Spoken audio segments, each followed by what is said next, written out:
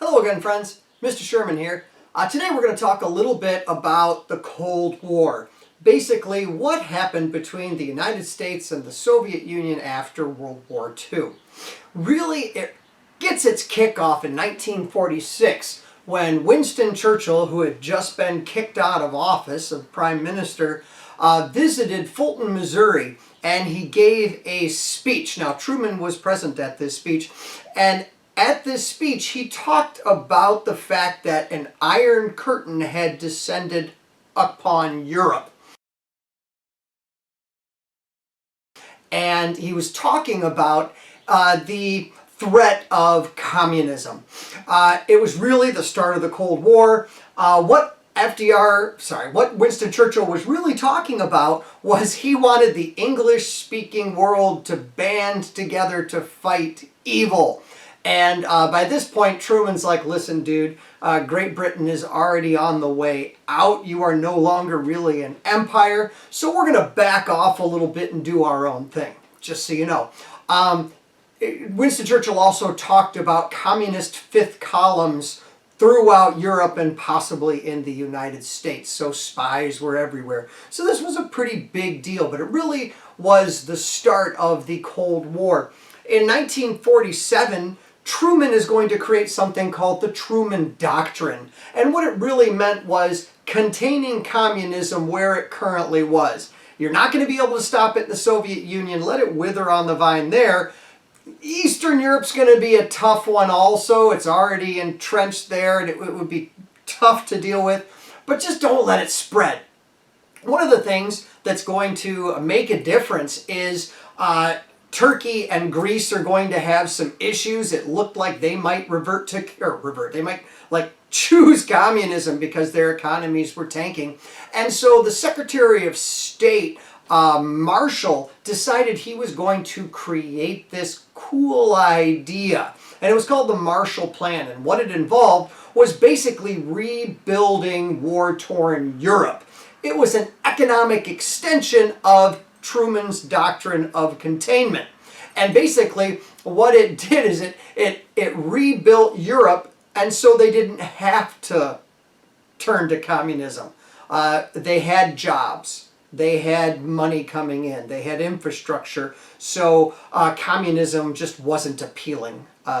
If you have a job or you have any food at all, communism just simply isn't appealing.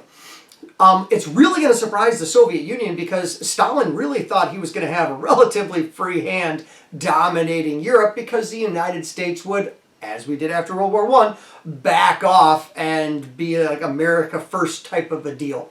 So, interesting. In 1948, Germany is going to be Germany had already been divided. We discussed it at Yalta, and we finalized it at Potsdam. But Germany was divided. Half of it went to the Soviet Union. They had already, that was where they already were. The other half, the western part, went to the good allies, the United States, Great Britain, and France. But we also subdivided Berlin. Berlin is going to be divided kind of like a mini Germany. And our job was to administer the western part of Berlin. Well, what started to happen was the United States was really interested in economic growth for Europe. So we were pumping in money and giving people jobs and rebuilding factories and infrastructure. And the Soviet Union was really interested in economically punishing Germany. And so half of Germany was being punished, half of Germany was being rebuilt. It's like if you have a puppy. Oh, let's put it this way. If you have two puppies, this is easier. If you have two puppies and you treat one nicely and you give it food and you pet it, that dog is going to be a better dog. The other dog, if every morning you wake up and say, oh, hi, Fritz, and you kick it every day for years, Fritz is not going to grow up to be a very good dog. And that's really what happened. And so people are going to want to leave. Furthermore, what happened was, by 1948, we decided, why don't we unify the western part? The eastern part was unified. Why don't we unify the western part, create West Germany? That's not going to make the Soviets happy. We also created, without telling them, a new currency called the Deutschmark. That's going to get them angry. So what they finally decided to do, they're like, fine, we're going to blockade the city of Berlin. So basically 2.5 million people are going to starve. They blockaded canals, they blockaded roads and railroads. What they couldn't blockade was the air.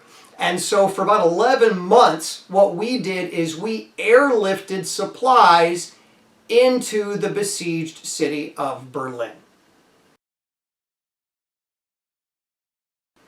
What it ended up doing for us is it made us look like the good guys. We won really the first cool round of the Cold War, and the Germans looked at us and went, wait a minute, the Americans are good guys and the Soviets are bad guys. It doesn't hurt to help people. You can get allies. All right, in 1949, we're going to create NATO, which was kind of a collective defense type of alliance of the good countries of the world, the North Atlantic Treaty Organization. And we did this in order to create a united front against the Soviet Union. It's going to be a while. I think it was, what was it, 1955 before the Warsaw Pact was created. So they were a little bit behind. But what's going to happen also in 1949, because the Soviets had infiltrated our Manhattan Project, and some of the people that worked on the Manhattan Project divulged secrets to the Soviet Union, they were able to explode an atomic bomb in 1949. That sucks. Also, China became communist in 1949. That was not a good year for the Cold War.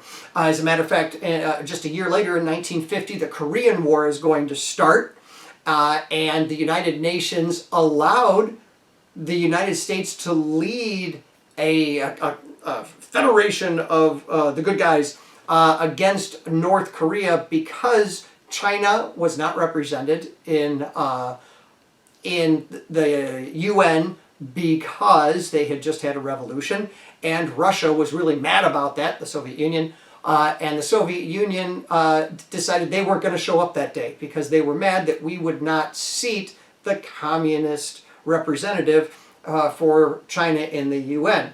So they couldn't veto. Haha! All right, so what's going to happen is just a few years later, we're going to skip the Korean War because that deals more with the United States. By 1954, the Soviet Union is going to create their version of the CIA, which was the KGB. And again, in 1955, they created the Warsaw Pact, which was a counter to NATO. It was made up of countries like Poland, Romania, Bulgaria, Czechoslovakia, things like that. All right. By 1956, this one's a big one. 1956, there was an uprising. This was the first anti-communist uprising in Eastern Europe, and it happened in Hungary. And it started out student-led. As a matter of fact, they were driving around in vans with loudspeakers talking about how bad the communist government was. Unfortunately, the Red Army came in and just crushed it. And what that did, that was a template for any time a communist nation started to agitate a little bit or get uppity, the Red Army would simply come in and crush them. And so eventually you're like, okay, well, let's not rebel right now. Another thing that happened in 1956 was the Suez Crisis. And the Suez Crisis was a big deal, even though it doesn't really seem like it. The Suez Canal was a area that basically took the Mediterranean, and you could take oil from the Middle East, and it was a canal that connected the two. Wow, that wasn't very smooth at all. We're just going to go with it. But it had been an open canal. And what happened was, like, British troops watched over it and stuff like that. Well, what's going to happen is Egypt is going to get angry because the United States, they felt, didn't help them enough to create the Aswan Dam. The Soviet Union did. The Soviet Union gave them weapons. And so Egypt said, fine, the West, you're jerks. Therefore, we're going to take the canal. And so they nationalized the canal. Now, this is going to be a huge deal for Europe. Europe is going to struggle if they can't get 2/3 of their oil. So, what's going to happen without consulting the United States, which was a big no-no? Israel attacked Egypt. Then they were supported by Great Britain and France. There was a little bit of a delay. Had they attacked all at once, it might have been a little bit different. But as it was a pretty scary thing. Nasser fought back, contacted the Soviet Union. The Soviets, under Nikita Khrushchev, decided, let's make this a big deal. And Nikita Khrushchev threatened to rain nuclear missiles onto Western Europe. This is going to scare our president, who was Eisenhower at the time. And Eisenhower, luckily, was chill, and he basically just said, hold up. And we brought in United Nations troops to chill the area. It's the first time UN troops with blue helmets showed up. And the United States said to our allies, back off. And they did because they had to. We weren't going to support them. So in this case, Egypt won, but what it really goes to show, the Suez Crisis showed, this is huge. Number one, Eisenhower was strong by not being bellicose and warlike. In fact, he castigated Khrushchev and said, don't talk about nuclear war. You don't have to. Stop being a jerk. And Khrushchev backed down. But also, it showed that France and Great Britain were no longer superpowers. They weren't even going to be colonial powers much longer. This is a big deal. And so we see England and France, Great Britain and France, losing power, and the United States and the Soviet Union's power dramatically increasing. We also realized, wow, the Middle East is a super important place. We really need to influence it. In 1957, another really huge thing happened, and that was the launch of Sputnik. The fact that the Soviet Union got a satellite that beeped into orbit before we did was huge and scary. It's going to eventually lead to the creation of NASA, which is going to eventually beat the Soviet Union in everything. Thank you very much. How many Soviets have been on the moon? I ask you. All right. In 1959, we're getting up into the more modern era. 1959, Cuba fell to Castro. Khrushchev is going to visit the United States, and they had something cool called the Kitchen Debate. This was a series of discussions with translators, and it was actually with Khrushchev and Nixon, Vice President Nixon.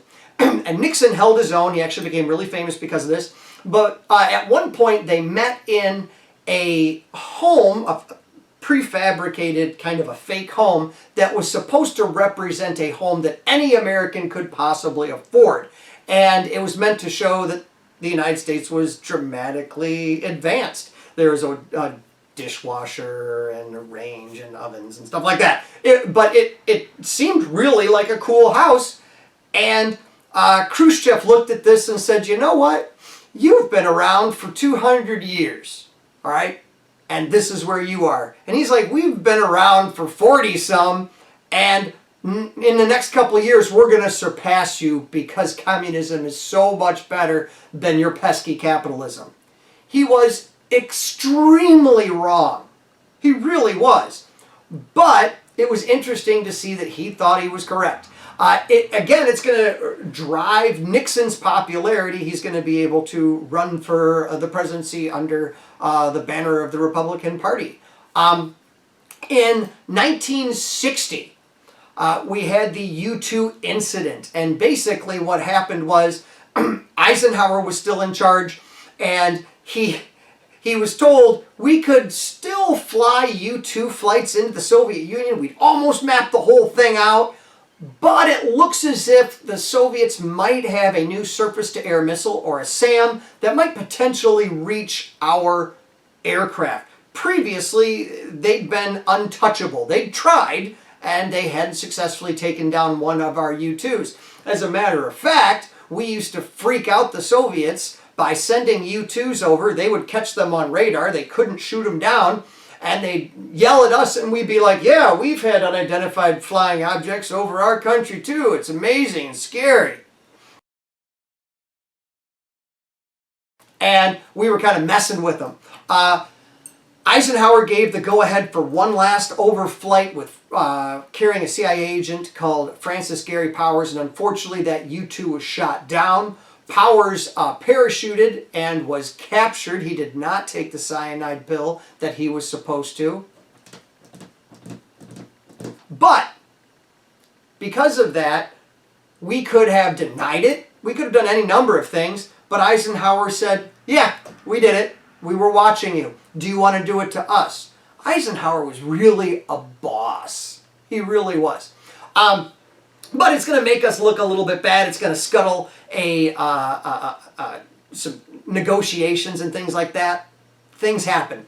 Lastly, I want to talk about 1961. I don't want to go too far, but what's going to happen is as Eisenhower's leaving office and Kennedy is coming in, there was this idea to send in Cuban exiles, CIA-trained Cuban exiles into Cuba in order to create a revolution, a counter-revolution, and it was horrifically mismanaged. Basically, the air cover and the naval cover that Kennedy was supposed to provide for these troops never materialized because he got scared, and the troops that we sent in were very quickly captured, and it made the United States look weak. It made Kennedy look weak. It's going to force him to respond differently the next time during the Cuban Missile Crisis, however. Also in 1961, finally the Soviet Union had had enough, and they decided to put up the Berlin Wall. Too many people were leaving from the defunct and terribly mismanaged East Germany, and they were heading to West Germany, as basically probably anyone would. And in order to stop this, they put up a wall. And that was a huge indication that communism sucks, because you have to wall people in so that they don't leave. It was a huge symbol of the failure of communism. Also, it was a huge symbol of the victory of the good guys when David Hasselhoff went there and he played at the Berlin Wall, and like within 5 minutes the Berlin Wall like crumbled and disappeared. That's, I believe, how it happened. Thank you very much, friends. I hope you are safe. I hope you're happy. And very soon you guys are going to be graduating. I'm proud of all of you, and I miss many of you. Take care, guys. Have a great day.